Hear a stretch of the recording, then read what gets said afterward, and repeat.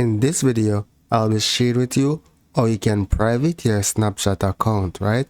So you want to select your little profile icon or Bitmoji. Then you're going to select the gear icon. Then you're going to scroll down to the section that says privacy controls. So the first thing you want to do is select see me in quick add, and then you're going to turn off this option.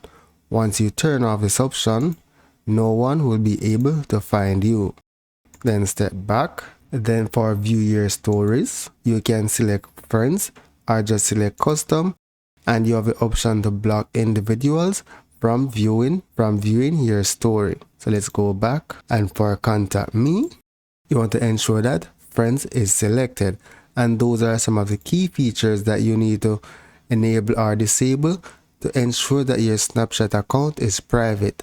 So that's it for now, guys. Thank you for watching, and see you in the next video.